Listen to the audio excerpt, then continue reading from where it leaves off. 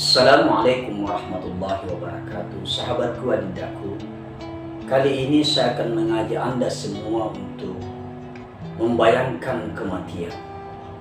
Saya tidak ingin menakut-nakuti Anda dengan berbicara tentang kematian, lagi-lagi tidak. Karena hidup ini memang harus kita jalani senantiasa dalam optimisme. Ya, harus senantiasa kita jalani dengan segala harapan bahwa kita akan hidup di atas muka buminya Allah dalam keadaan lama. Ya. Tetapi lagi-lagi sahabatku, membayangkan kematian itu juga penting, karena jangan sampai kita terlena menjalani kehidupan ini. Sahabatku, kita tentu ingat dengan apa yang pernah disampaikan oleh baginda Rasulullah SAW tentang kematian. Apa kata Nabi? Aksiru min dzikri hadimin latati. Banyak-banyaklah mengingat sang penghancur kenikmatan. Apa itu sang penghancur kenikmatan? Yaitu kematian. Itu anjuran untuk banyak-banyak mengingat kematian. Namun sahabatku, pernahkah Anda sejenak membayangkan kematian? Membayangkan bahwa Anda sudah mati dan apa yang akan Anda alami sesudah itu. Ya, bila suatu saat Anda terbangun dari tidur, lalu kemudian nafas Anda terasa sesak, terasa berat, mungkin karena desahan angin nakal di dalam dada, atau boleh jadi karena kita terlalu lama tertidur menelungkup sehingga dada tertekan kuat. Maka mungkin Anda pada saat itu membayangkan, ya Allah, inilah tanda-tanda kematian itu. Atau sebagian Anda mungkin pernah bermimpi sedang menghadapi sakaratul maut atau sejenisnya. Apa yang akan Anda rasakan pada saat itu? Apa yang akan Anda rasakan pada saat itu? Ketakutan tentunya sudah pasti. Sesungguhnya ketahuilah sahabatku, pada saat itu Allah Subhanahu wa Ta'ala memberi kesempatan kepada Anda untuk banyak-banyak mengingat kematian. Allah mengingatkan kita tentang kematian itu bukan saja melalui kematian banyak orang yang kita kenal di sekeliling kita yang lalu mulai meninggal dunia satu persatu.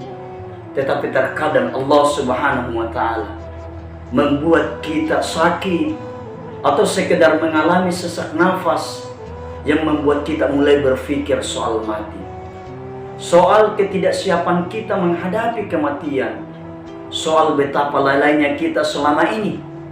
Tapi parahnya sahabatku, sebagian orang di saat seperti itu justru memikirkan tentang anak-anak mereka, justru memikirkan tentang harta dan pekerjaan mereka. Saat dibayang-bayangi oleh kematian, mereka justru memikirkan dunia yang akan mereka tinggalkan. Itulah yang disebut mati sebelum mati. Apa itu?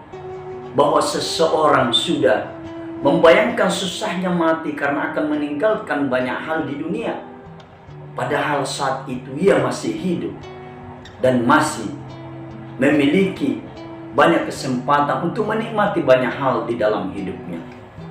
Sahabatku, banyak di antara kita yang hidup dengan dipenuhi bayang-bayang kehidupan di masa yang jauh dari hari ini. Bahkan sebagian orang bisa dibuat stres, depresi, atau bahkan paranoid saat membayangkan berbagai hal di masa depan. Sayang, bayangan itu hanya berujung di ruang lingkar kehidupan ini saja. Kehidupan yang jelas fana dan serba terbatas, suka maupun dukanya. Sahabatku, kenapa bayangan itu tidak dilanjutkan menembus batas-batas kehidupan ini, menyibak alam kehidupan akhirat yang sungguh amat kita yakini itu? Kenapa hati kita, kenapa hati kita dibalut berbagai kekhawatiran terhadap masa depan kehidupan dunia ini, namun kita justru merasa tidak peduli akan masa depan kehidupan akhirat nanti? Nurani kita kadang berbisik, terutama saat kita sedang sakit. Apa bisikan nurani kita saat kita sedang sakit? Inikah akhir perjalanan hidupku? Beginikah aku mengakhiri segala petualanganku dalam kehidupan dunia ini? Sudah habiskah aku? Kadang nurani kita bertanya seperti itu ketika kita dalam keadaan sakit. Saat sembuh, bayangan itu mungkin lenyap sedikit demi sedikit. Bahkan kemudian tak pernah lagi mampir di benak kita. Namun sahabatku, tahukah antum, bisikan itu adalah bisikan iman, bisikan nurani dan fitrah kita sebagai manusia. Nurani itulah yang kadang membentak kita saat kita terjebak dalam kesulitan, dalam mara bahaya, atau dalam sebuah musibah kolosal yang sangat menakutkan, untuk seolah-olah sadar dan bertaubat. Allahu Akbar, Allahu Akbar. Karena saat itu yang mampu berbicara hanyalah nurani kita. Otak, otot, dan kekuatan kita tak berfungsi apa-apa. Semuanya luluh tanpa daya. Sahabatku, seorang juara bela diri nomor wahid sekalipun akan menganggap dirinya tak punya apa-apa bila sudah berada di bawah serangan badai dan amukan ombak di lautan. Namun kesadaran itu terkadang tak bertahan lama, terutama sekali saat manusia sudah kembali ke kondisi aman seperti sedia kala. Nurani itu kembali terbungkam dan otak kita kembali menggila-gila mengejar dunia, seolah-olah kematian itu sudah beringsut menjauh dari kehidupan kita untuk waktu yang lama. Membayangkan kematian tentu bukan pekerjaan yang berdiri sendiri, sahabatku. Ia bagian dari aktivitas iman yang mencari jati dirinya, dan bagian dari upaya kita untuk mengedepankan kepentingan akhirat sebagai sebuah misi yang begitu berat.